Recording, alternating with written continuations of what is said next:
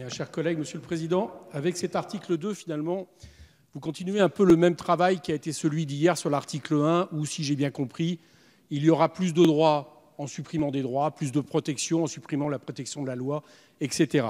Ici, vous nous dites qu'il s'agit d'améliorer les conditions de représentativité du personnel, des IRP, paradoxalement en les affaiblissant. Parce que ne barguinons pas. À partir du moment où on fusionne les instances de représentation du personnel, il y a affaiblissement de ces instances de représentation. Ne serait-ce que parce que le CHCT, je dois vous le rappeler, est doté d'une personnalité juridique qui lui permet d'en appeler à la justice. Et tout à l'heure, j'entendais un collègue expliquer que les organisations syndicales étaient pour cette fusion. Je ne sais pas où il a été rêvé ça. Je ne connais aucune organisation syndicale qui demande ça. Par contre, je connais le MEDEF, effectivement, qui l'a mis au programme depuis très longtemps. En réalité, je voudrais le dire et le rappeler, la question des IRP est tellement importante qu'elle est constitutionnelle. Elle date de la Constitution de 1946, de son préambule, l'article 6, qui prévoit le principe de l'application de participation des travailleurs à la gestion de l'entreprise. Et hier, le soir, il y a un amendement qui est passé qui prévoit que la question des négociations obligatoires, tellement importante que son contenu est déterminé très exactement par la loi sur l'égalité salariale homme-femme, sur les conditions de droits syndicaux, etc. Eh bien, désormais, ces négociations obligatoires, tant en termes de contenu et périodicité, ne seront plus définies par la loi, mais par les accords d'entreprise. En réalité, ce que vous faites, c'est que d'une part, vous affaiblissez la loi qui protège, et à l'autre bout de la chaîne, vous affaiblissez les salariés dans leur représentativité par rapport aux accords d'entreprise dont vous voulez aujourd'hui faire en sorte qu'elle érige la norme. C'est dans les deux cas un affaiblissement d'une des deux parties des entreprises, c'est-à-dire les salariés. Je voudrais conclure sur une chose. Hier, j'ai beaucoup entendu qu'il fallait quasiment faire en sorte que les salariés puissent être libérés de cette protection qu'on leur impose à l'insu de leur plein gré. Alors demandez-vous une chose, chers collègues. Pourquoi il a fallu une constitution de 1946 faite très largement à partir du CNR et à partir de la Libération? Pourquoi il a fallu des lois sociales après 68, après 81, pour justement permettre cette négociation et qu'elle n'est jamais venue de manière naturelle accordée par le patronat? Merci. Merci, Monsieur Coquerel. La parole est à Monsieur Jean-Luc Mélenchon. Je vous invite, mes chers collègues, à un peu d'humilité lorsqu'il s'agit de sujets comme cela.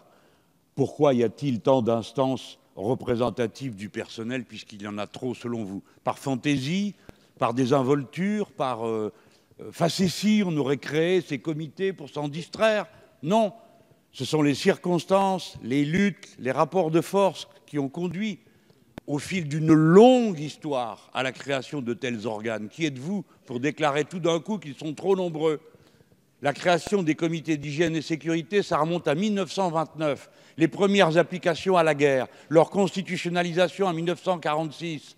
Et aujourd'hui, diriez-vous que la raison à laquelle s'applique le CHCT sont moins importantes au point qu'on peut le fusionner avec d'autres? Jamais de la vie. 545 morts sur le poste de travail chaque année. 1200 personnes qui meurent des suites des accidents du travail. 100 000 personnes vont mourir de l'amiante. Tout le monde le sait. Cette instance est une instance de spécialité, une capacité d'expertise qui est créée et s'est répandue d'un comité à l'autre. Voilà pourquoi vous avez là une hypervigilance qui ne doit pas être diluée dans le reste des activités de représentation du personnel. Il lui faut une vigilance particulière et spéciale. Voilà pourquoi ce comité existe. J'achève en vous disant ceci. J'ai un soupçon. Chaque fois qu'un accord conduit à la loi et de la loi au juge, vous coupez le chemin.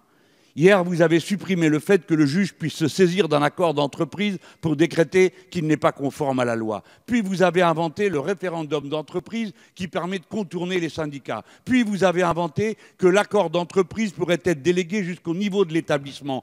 Ici, le CHCT, c'est lui qui permet, en tant que personnalité morale depuis 1991, d'ester en justice. C'est-à-dire que là, nous avons directement le lien entre l'entreprise et la loi, et vous le coupez. Vous allez supprimer cette autorité morale qu'a le CHCT d'ester en justice. Réfléchissez-y. Je suis sûr que vous êtes nombreux à être à cet instant, au moins un peu troublés par ce que je suis en train de vous dire. Merci, Monsieur Mélenchon. La parole est à Monsieur François Ruffin. Bonjour, chers collègues. Il y a 4 ans, je recevais un appel d'un salarié, d'un sous-traitant de Valeo qui désosse des embrayages. Et, il m'appelait parce que lui souffrait d'un cancer de l'œsophage. J'ai visité l'entreprise avec lui et il respirait à jet continu de l'amiante, du zinc, du plomb et un produit chimique qui s'appelle Osiris. Dans les semaines qui ont suivi cet appel, il est décédé en laissant 2 enfants et je me bats encore aux côtés de son épouse pour faire reconnaître ça comme une maladie professionnelle. Maintenant, ce que je veux dire, c'est que le cas de ce salarié, ce n'est pas une exception. D'après l'enquête Sumer pour surveillance médicale des expositions au risque, c'est rattaché à votre cabinet, à votre ministère, Madame la Ministre. Il y a aujourd'hui 2,5 à 3,5 millions de salariés qui sont en contact avec des produits cancérigènes. Ce sont des données qui ne baissent pas dans le temps. Les principaux secteurs touchés sont le BTP, la maintenance, les déchets, le nettoyage. Et les salariés qui sont les plus touchés sont les salariés les plus précaires, à savoir en commençant par les stagiaires.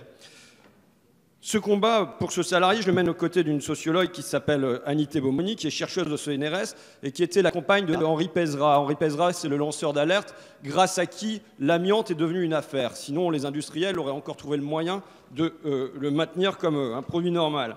Que dit-elle, Madame Anité Bomoni? Qu'est-ce qu'elle me dit? Elle me dit qu'il faut absolument un comité qui ne travaille que là-dessus, qui ne songe qu'à ça, qu'à la sécurité, qu'à la santé, sans y mêler l'économie et l'emploi. Ce CHSCT, me dit-elle, est redouté et il est dans le viseur du MEDEF depuis des années parce qu'il mène au tribunal et il peut y mener pour homicide.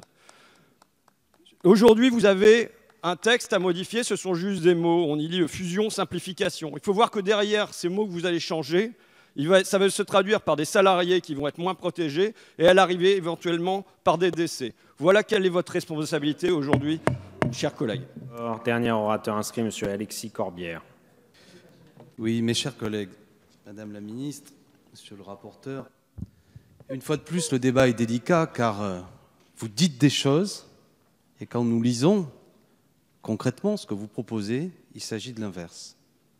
Depuis le début, vous nous proposez une grande réforme, du moins c'est le sens vers lequel vous voulez aller, qui vise à clarifier des choses qui seraient complexes, mais concrètement, vous allez complexifier en créant des organismes qui fusionnent des instances qui abordaient des sujets complètement différents. Cela a été dit fort bien, notamment par mon collègue Ruffin.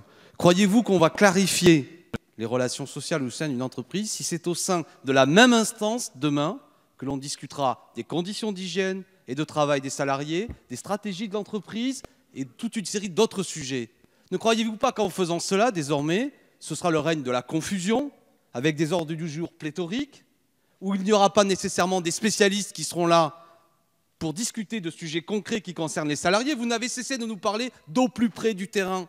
Mais s'il y avait une instance précisément qui permettait de discuter au plus près du terrain, c'était les CHSCT, où l'on pouvait discuter avec des spécialistes des conditions de travail, de l'ergonomie, de toute une série de maladies que rencontraient les salariés dans l'exercice de leur fonction. Croyez-vous que cette instance, ce nouveau Volapuc qui va parler de tous les sujets, sera plus efficace pour être au plus près du terrain? Bien sûr que non. Vous ne cessez de dire depuis le début que vous voulez privilégier le dialogue social. Précisément, il était possible le dialogue social sur des sujets précis, soit les conditions de travail, soit les stratégies d'entreprise par le comité d'entreprise ou le CHSCT. Vous allez rendre encore plus confus le dialogue social. Donc, Madame la Ministre, pardon si je vous parle avec passion, mais depuis le début de nos débats, depuis 48 heures, nous sommes parfois lassés de cette méthode de discussion qui est une novlangue quasi orwellienne, telle que je vous le disais hier, où le titre du chapitre, en vérité, est l'inverse de ce qui est dans les lignes qui suivent. Croyez-moi, c'est fort délicat. Et je crois que les salariés qui nous regardent ont bien du mal à comprendre ce qui est en train d'avoir lieu, ou à force de voir dans ces formules à double sens, ils comprennent l'objectif qui est le vôtre. Rendre tout cela plus confus pour casser en vérité des instances qui permettaient à ce que les salariés soient représentés au mieux. Merci, Monsieur Corbière.